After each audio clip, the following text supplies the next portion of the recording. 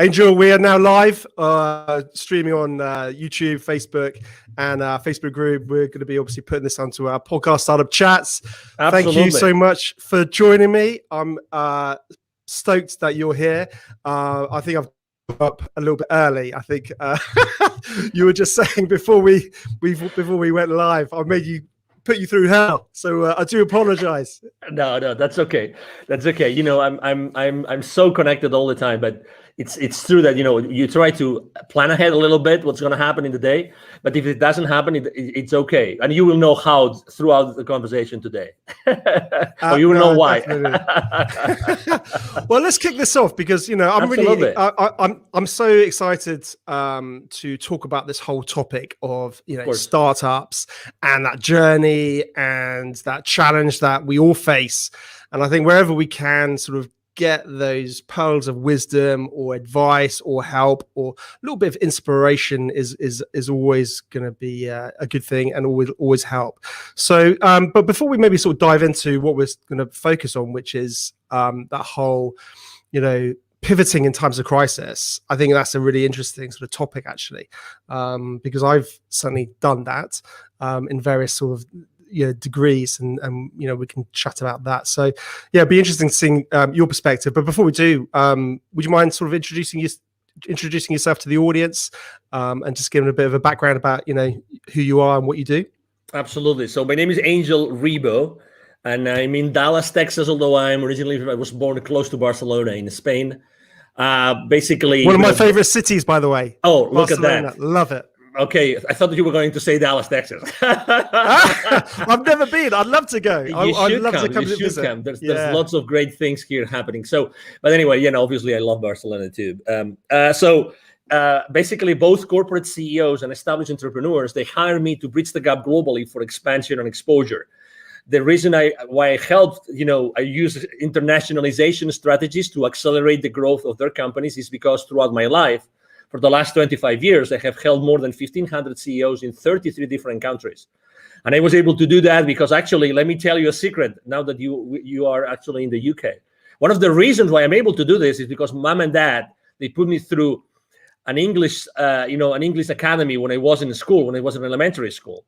And outside school, I was learning English. And I remember that the summer of 1982, I spent a whole summer in Scarborough, North Yorkshire in the UK, learning English.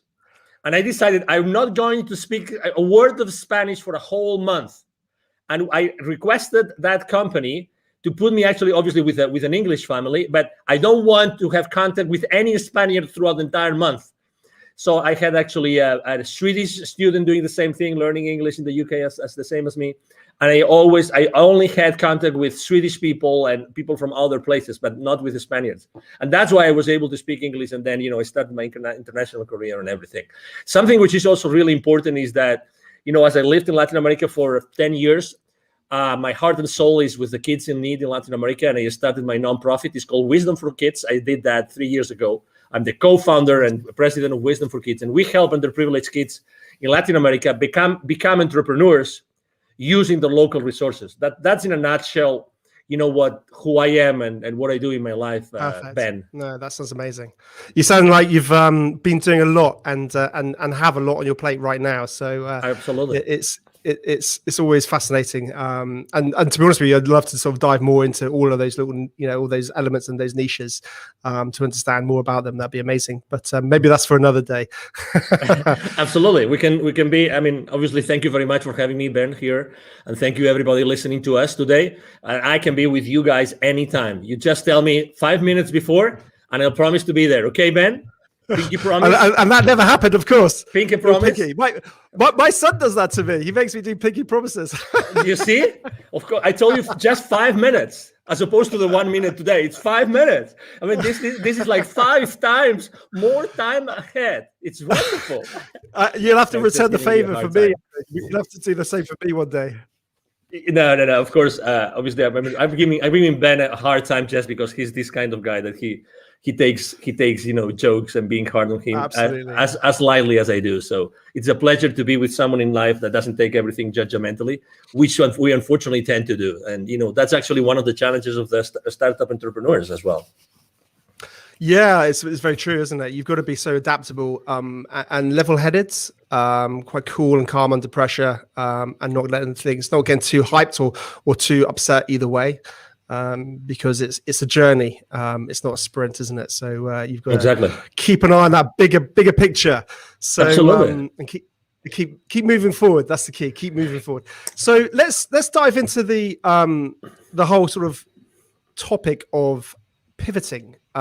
As we know, sometimes, a startup and an established business has to pivot. I mean, we've seen a lot of established businesses have to pivot in this time of, the COVID-19 and all the rest of it, particularly when, a business stream suddenly was closed off. A lot of brands had to sort of pivot towards more direct consumer sales rather than B2B sales. But certainly within that pre-launch phase and starting a startup, that can happen too. I know it's actually happened to us recently with one of our product launches. And without going into that, but I think it's a challenge that we face at various levels. And I guess thinking within that pre-launch phase, one of my thinkings is it sometimes best to pivot before you launch, if it's abundantly clear that you should, or sometimes is it better just to launch, test the market, and then pivot? That's a great question. And actually, you probably remember that probably it was like already 10 years ago that this guy invented this business canvas that you actually, it was a collaborative work developed here in the north of the country, in the US, by someone in the MIT, I think it was. The reason why I'm mentioning this is because we tend to forget that the buck, right, the dollar, the money starts with sales. And we are so hard on ourselves, going back to what I was saying about being judgmental, we are so hard on ourselves that we try to do everything else look perfect before we even talk to potential clients. Obviously, everybody in the startup world talks about the minimum viable product or minimum viable service, all these kind of things. But in reality, the only thing, let's say you and I will have an idea today, and it's an amazing idea, which could be actually easy for us to have a great idea today, and we say we're going to launch it. You know what we need to launch it? Okay, we commit that between now and 24 hours, you talk to 5 potential clients in the UK, you talk to 5 potential clients in Texas. We have 10, let's say only 50% of them show up. We already have market feedback. So I think I'm responding to your question. I'm a big proponent of, if you eventually have to launch something into the market, why don't you start talking to the market? And it doesn't have to be perfect. You have friends, you have former colleagues, you have relatives, you have neighbors, you name it. You go to a store, you go to a coffee shop, you talk to the guy which is serving you, the bartender. You can even ask that person for their feedback about what you want to launch. So to your question, my main business mantra is take imperfect action now. That's me. That's my clients. Take imperfect action now. So definitely, I would reach out to the market first, and then I would start strategizing about what's the best way I can launch or pre-launch my product or my service or my company or my venture. But definitely, I mean, I have seen so many people wasting so many hours, so many days, so many months perfecting something before even talking to someone in the market to see if that would fly or not. So that's definitely my response to that. No, it's very true. I think within a good pre-launch phase, speaking to the audience is absolutely critical, because like you said, too much time can be wasted on tech development, and your whole bubble of one, an opinion of one is always dangerous, as they say. So I think there's no doubt. But it's interesting, as talking about the pivoting challenges.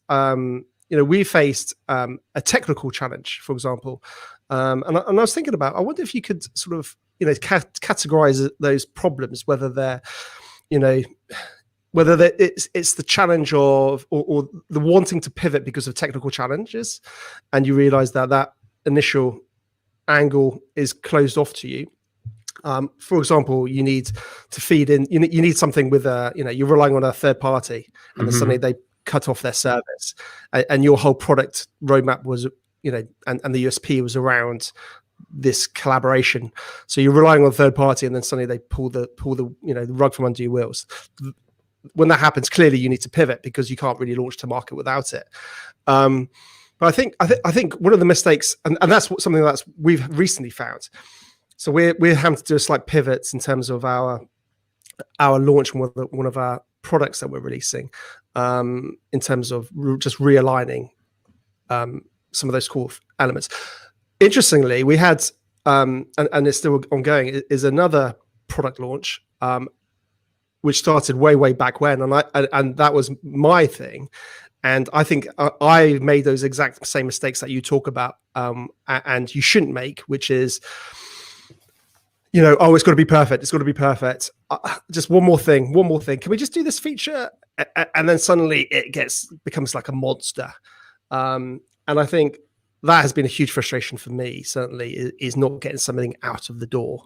So it's interesting, isn't it? The pivoting can come for different reasons. But you see what? I mean, this is how I typically don't curse on podcast interviews, but I don't know if I'm allowed to do it today. But we get so sidetracked by perfection, and you just described the perfection sidetrack. That you wanted to do this additional feature, this additional thing that would make this offer like magnificent, like extraordinary, it's spectacular, right? But suddenly you get so into the trenches of that thing, But in reality, guess what? And I've seen that last year. I saw that with many technologies and many providers saying, we're not sure if we're going to be around for a long time. But guess what? The difference between the technologies that I kept on working with or the others that don't, because maybe they were scaling down, downsizing, whatever, is the attitude of the customer service people, the support people. So even if their product wasn't perfect, I stuck with them because their customer service, the attitude of the support team was flawless. They were really genuine human beings that were there to serve me. When someone is really acting from within, being really present and saying, hey, this is what we have. This is what we got. We know that you are going through challenges. We are also going through challenges.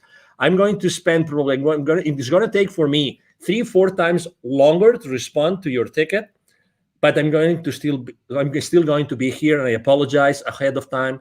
So setting up expectations, Ben, is so important.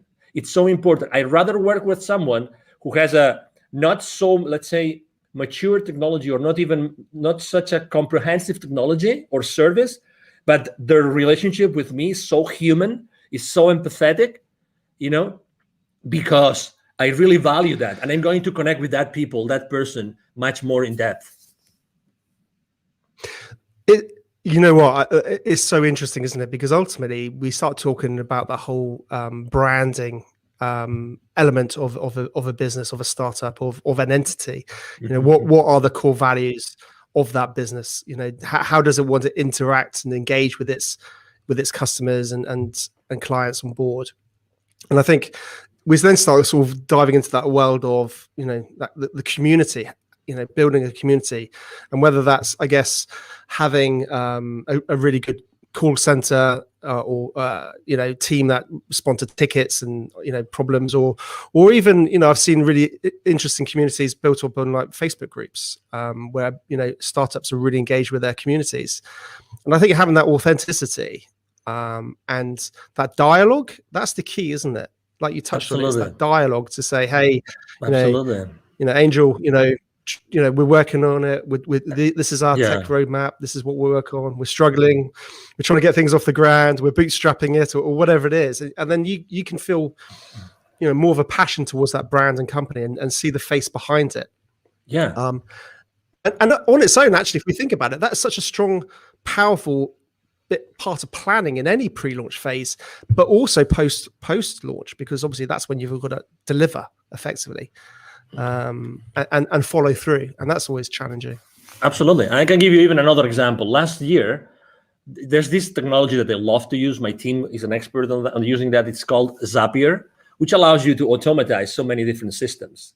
Zapier takes webhooks from here and there and blah blah blah, integrates so many. So I use a specific dashboard with my clients, and guess what? This guy said they're not cheap, but this guy said, we're going to give you 3 to 6 months for free, just because we know you're suffering. And their support system is great. Okay, so they gave me 6 months for free subscription last year, just for the sake of it. Just for the sake of it, because I was a small business owner, I qualify, blah, blah, blah. Just 3-4 months ago, a competitor came up to the market at a fraction of their price. And they offer you so many more actions per month, which is the currency that Zapier uses. So like a fraction of the price and offering you much more for that fraction of the price. But guess what? I'm not going to change from Zapier. I'm just giving you an example, right? I'm not going to change because they stood behind me, with me all the way.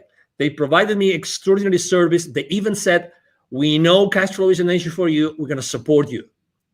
So, oh my God, do you think that they will ever leave Zapier as a technology provider for my team and myself? Of course not. The branding, they have, my concept about these guys, what they're going to do for me whenever my business grows more and more and more, and I need them more and more and more, they will be there for me all the way. It's amazing. Exactly. It's about the brand. It's amazing. Do you agree? 100%. And it's interesting, isn't it? Because I guess if you've got that strong narrative, that strong brand, that's good, that story that people buy into, if you do have to pivot, then it's much easier to bring them with you, because I guess you can again have that honesty and say, hey, listen, we're having to realign our business model. We're having to do this. Come with us. And when that pivoting moment does come, I'm guessing that's a lot easier. Yeah, it is because again, you trust them. You have already developed that relationship. It's all about expectations, Ben. I mean, really setting up the right expectations is so important at all levels. We tend to, there's a concept I use both when I coach personally the CEOs and when I work with in business, when I'm doing business consulting, which is a secret contract. And think about it. This concept of secret contract is just brilliant. With every single person that you have a relationship with, Ben, and everybody listening to us, with every person that you have a relationship, there's a lot of things that you've never shared with that person, but you expect from them. You've never spoken about those things, but you expect from these people a certain things. And the other way around. You've never talked about that with them, or they never talked about that with you, but they expect things from you. And that even happens with your business, with your family, with your partner, with your life partner, with your kids, with your father, mother, with your siblings. There's always those things that you expect from them, but you've probably never asked them or talked with them about them. That's why setting expectations is so important in the journey of an entrepreneur, of a startup CEO. Setting the right expectations with everybody, with all your stakeholders, is so important. And just with that, you are building, just with that very simple thing of setting the right expectations, you're starting to build a very strong brand. You will never be in denial. You will never sweep things under the rug, ever. You will always be there because you are very clear on the expectations. That's so important. And it's so easy to do. But in reality, we don't do it. No, it's interesting, and I think you hit the nail on the head, because it also is very similar to just old ways of doing business well. We're talking about digital businesses, online businesses, and all the rest, but it's about doing business well, and it's always been the case. Whenever you're dealing with a client, setting expectations, whether it's timeframes or what you can achieve by when, and being realistic with that rather than over promising. If you can set a realistic expectations and actually over deliver and things like that, it's just simple things, isn't it? But I think what we need to what we need to start thinking about, I guess, as startup founders and all the rest of it, is how we set those expectations in a digital format to the masses, if that makes sense. How do we communicate that? And that might be simple as just, I guess, creating a Facebook group about your business and start talking about it, and then setting those expectations.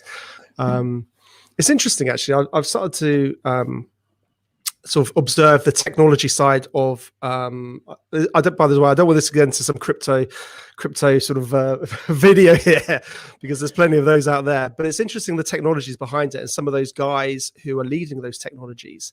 and the way that they build community, and the way that they engage and constantly keep their audience who are interested updated. The one that springs to mind, if I'm honest, is probably the I'm gonna forget his name. The Cardano founder, Charles Hodgkinson, something like that. I can't remember off the top of my head. And he's constantly sort of talking about Cardano and what they're doing and all the rest of it. And that's when you just think about it for, I guess, your own business or your own startup it's interesting lessons that you can possibly take for yourself post-launch, but equally, I think pre-launch, and start getting a bit of hype behind it before you even go live potentially. When should a business, I guess, not pivot? That's an interesting question. Can businesses pivot too soon? I think that the market speaks. I think that the most important thing is to see if the market is actually moving, is shifting, if the market is asking for different things or not, if the market is still willing to pay for the same products and services or not. That's the question. It's not about us. It's about the market. It's about, is there a new market being created? Is there a new community being created they're going to want specific things? So that's the question. I think that you have to really put the thermometer in the market. You have to have those conversations, those imperfect conversations with your potential clients, and see, hey, will you keep on paying for this? Do you still feel the value? Do you still feel the value in these kind of products? Or right now, what's happening now, what do you think is going to help you go to the next level? How many times, honestly, think about this, Ben. How many times before you sell to a client, you actually tell them this: I know I'm going to be part of your problem when you place the PO with me, because you're going to put X amount of money on my pocket and you will have nothing in return. My commitment to you is that I will make as much as I can to return on your investment. But how many times you have told that your clients, I care so much, I know that I'm going to be your problem right now when you place the purchase order, right? And I also care, I really care about how you are going to recover that investment. These conversations are very uncommon and kind of conventional, because they are uncomfortable, because we think, oh, maybe someone doesn't place the PO, right? It's very similar to, as entrepreneurs, when we start niching, and we start thinking of what's the right way to position, what's the fame, what's that sentence, that pitch sentence, that statement that we use when we're trying to craft it, that we're always between this 30,000 level feed, copywriting, or onto the ground level copywriting, right?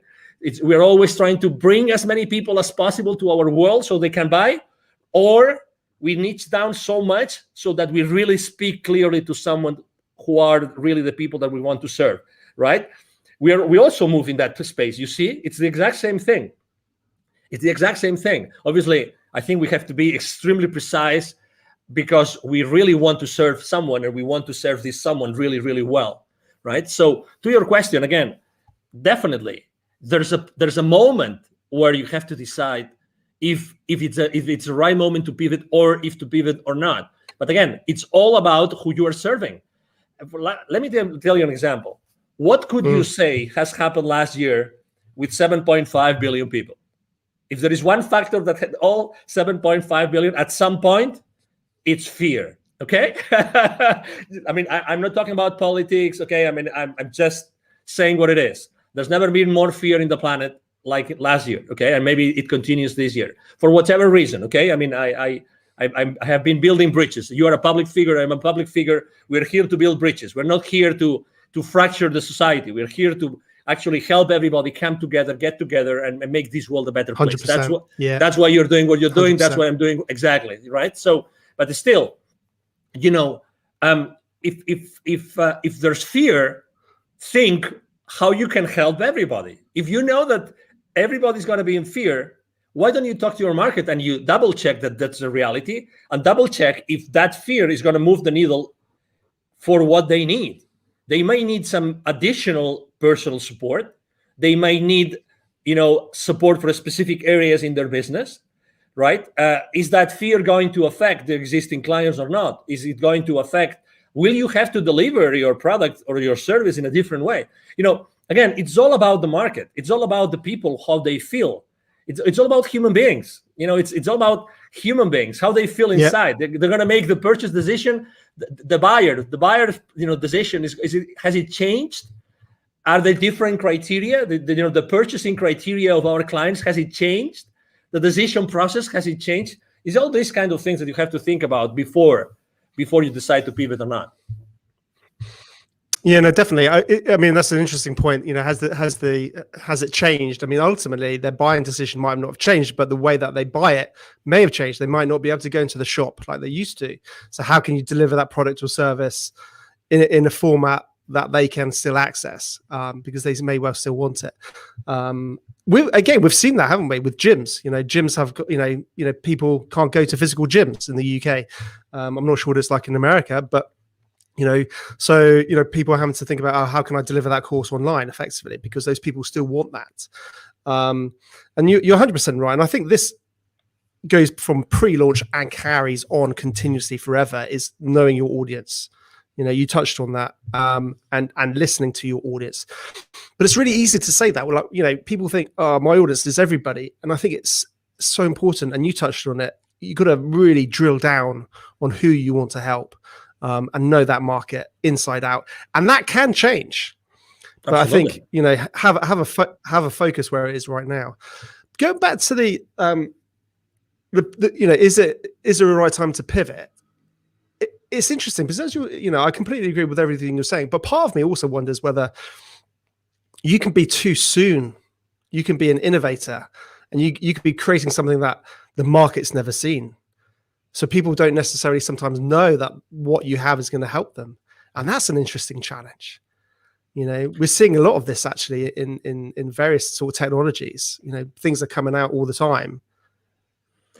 But you might not get that initial traction. I agree. But it all comes down to, as you know, people buy from you what they want, but you know what they need, right? I mean, you define a transformation path, right? You define the transformation path. You talk to them with your pitch. You talk to them to find them where they are, and then you describe a transformation path, and you are selling them the transformation and the final destination of that transformation, right? You got to tell a good story, haven't you? Yeah, exactly. But again, I think that we make a decision as entrepreneurs. We make a decision every single day of what we talk about and who we talk about. At the end of the day, if you are able to describe that transformation, they might not know, they know what they want, but they don't know what they need. So you're still able to sell to them what they need if you are able to position it as what they want. Okay, so obviously there's this very famous book that you've probably read, The Crossing the Chasm, about technology adoption. Very old book already, like 20 years, 30 years old.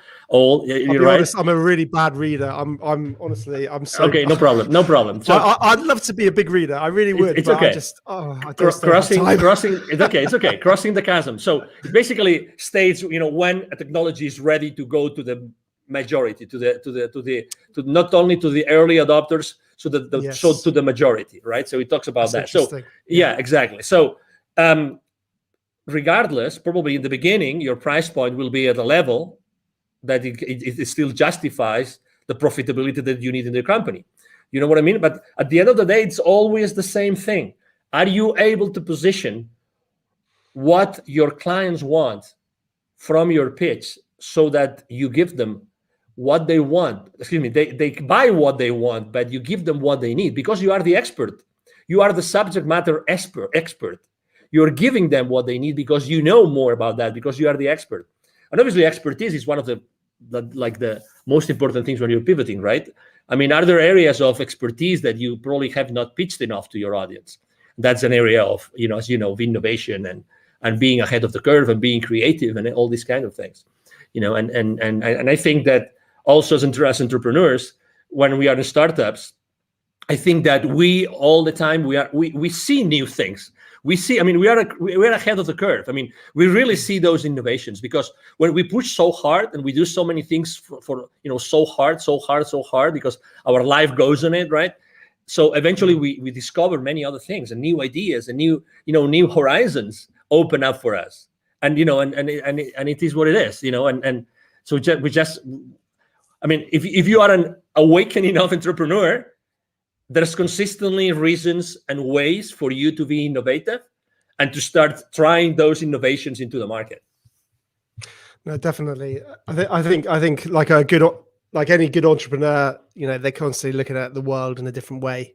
I call it my invisible radar. It's this. If anyone's watching the video, you'll be able to see what I'm doing. But if you listen to the podcast, you won't. But basically, it's like up there constantly, and it's just going, and then it's all hones on something, and then suddenly it's like, oh wow, this is like, and your brain starts going 100 miles an hour, and then your wife tells you to calm down and stop being silly and get focused on what you're doing. Exactly, because it's always challenging, isn't it? It's getting pulled too far in too many different directions. Absolutely. Interesting. Talking about, again, getting back to the pivoting. I think when somebody needs to pivot, having a good personal brand makes it a lot easier to pivot. And I think sometimes lots of business owners don't really focus on their personal brands. What's your sort of thoughts around that? Well, I think there's two. This is a two-way street, right? Because you want to have a very strong personal brand, but at the same time, you don't want to be the main constraint on your business, right? So you have to be careful, okay? Because you obviously want to have a whole, system, people that will support you in delivering all that, okay? So the personal brand is very important, but also make sure that in the delivery of your products and services, you are not a constraint. So that's the number one thing. Do I believe in like having a very strong personal brand? Absolutely. And it's much easier to build than what people think. I'm blessed enough to have been invited to your podcast, Ben, today, and I have probably 3 or 4 more today. I'm there's a lot of people reaching out to me, and I'm really extremely blessed that happens. But it's relatively easy just to give. I mean, I'm giving just some nuggets that people might like or might not, but it's being present. It's spending 30 minutes, 45 minutes, 1 hour, adding value to someone's audience, and by doing this, you are actually building my brand. I'm building my brand right now, thanks to you. I'm grateful to you and to your audience. And again, people think that branding is this big, massive monster that we've never seen their face, right? But it's so difficult, and only large corporations can actually build your brands. Not at all. Just answering an email on the chat on LinkedIn, you're building your brand. Let me give you another example. 100%. When I say happy birthday to someone on LinkedIn, I do it in a different way. I tell you, people remember me because of the way I give them the happy birthday. And it's so simple. And the same thing when they change positions in their companies. I do it in a different way. Guess what? You don't need anything. If you're starting small and then you want to scale up in the future, guess what? You can start doing this right now. Be yourself. Don't be afraid of yourself. It's very true what Tony Robbins says in his events, which is, what we are fearful of as human beings is of our potential, is of how powerful we are. It's not of our flaws. It's not that we will not be able to deliver. It's of our potential, of our power. We're really powerful. We all have this expertise inside of us that nobody else will be able to deliver just because of the experience we have had in our lives. You have had your experience, Ben. You've gone through several, successes and failures. You've learned a lot of lessons. Everybody has had their own journey, and that journey is of value to someone else. That's why everybody can really become an entrepreneur if they really want to. That value, that intrinsic, unique value of anybody out there can really help other people, to overcome their challenges in their personal lives or in their business life. It is what it is. It's by definition. 100%. And also what I love about it is it gives, several things. It gives a face behind the business. So it has you have that real sort of personal element. And I think that's the future for business, having personality. But also I think as an individual, we all know we have many layers. We have many interests. Whereas a business is obviously clearly focused on one area, possibly with a very focused audience. But with a personal brand, people, you're able to express more of your interests. You're able to express more of your fascinations and your other hobbies and other, businesses. So I think certainly if you do need to pivot, it's much easier to do so, and because people believe and buy into you, not that particular product or service. I think that's something very, very interesting. So in terms of sort of top tips or advice you could possibly pass on to any budding, startup founder, what would that be? Well, I said it before briefly, but it's definitely, I think that's, honestly, I think this is at least 50% of the success, of the secret to success for any entrepreneur right now, which is take imperfect action now. Take imperfect action now. Expose yourself. Whatever you want to do, start doing it right now, immediately. Start talking to potential clients, to potential partners, to potential collaborators, to potential allies immediately. Take imperfect action now. Don't wait. There's never going to be a perfect time for you to become an entrepreneur. Never. So why don't you start doing it now? You don't really need much. Honestly, you don't really need much. Really. I mean, what did they say? Yesterday's the worst day, today's the best day, or something like that. I probably got that completely wrong. No, yesterday was the best day. Today, I can't remember. I was just probably making something up. No, that's okay. But it's a matter of, hey, take imperfect action now. And then as soon as you start making steps, taking those steps, as soon as you start doing that, you will start seeing the forest. You will start seeing this works, this doesn't work, this could work, this couldn't. You start seeing the rest of it. But you have to start making those steps. You know what I mean? So definitely. Exactly. So be humble enough to do that. Definitely.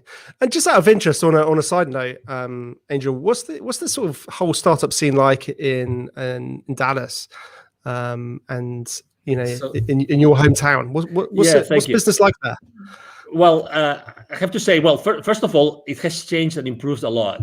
Dallas used not to be the startup hub that it is today. I've been very involved with the startup community here. Actually, last year, it's so funny. Last year, I gave 2 different webinars to the startup community here, and the title of both webinars were Pivoting in Times of Crisis. both of them. So there's a very strong community for startups here, very strong. That particular accelerator I gave the webinars to, it's called The Deck, but there's many accelerators. The mayor of Dallas himself, he has said many times on the stage, he wants to become a very stronghold, important stronghold of the startup community in the country. And there's a lot of, angel investors community and family offices. And this, it's really a great place to be an entrepreneur and to start up your business. I'm very involved with the Startup Week here and with the Startup Weekends. I've been the jury for a few Startup Weekends as well. So, it's a great place to be, definitely. I would encourage anybody that would like to maybe try and come to the US. This is a great place to be. Fantastic. And am I right in thinking a lot of people are moving out from California and Silicon Valley to Dallas? Totally. Is that right? Yeah, it's true. Actually, large corporations, even before the pandemic started large corporations from California started to relocate here. And right now it's massive. It's massive, the amount of people that are moving from California and many other states to Dallas, to Texas, North Texas, because Dallas is strategically positioned. You don't think about it, but Texas is a huge state. We will never run out of space. That's the beauty. We will never run out of space. And we don't have a state income tax, which is great. And also, the property prices are pretty reasonable. So yeah, it's a great place to be. Ben, you should start making your luggage here. Come on. Well, I've got a wife and 2 kids to sort of bring in tow. So great school systems here. Great school system. Oh, fantastic. Well, absolutely. You know what? We can have this conversation aside, Ben.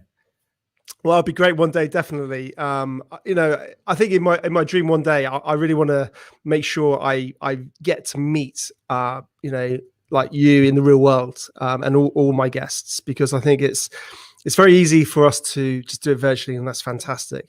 But I think if we can actually try and do that, like down the pub and have a beer, that's where, relationships can get built and go further. And I think, digital and what we can do now is amazing.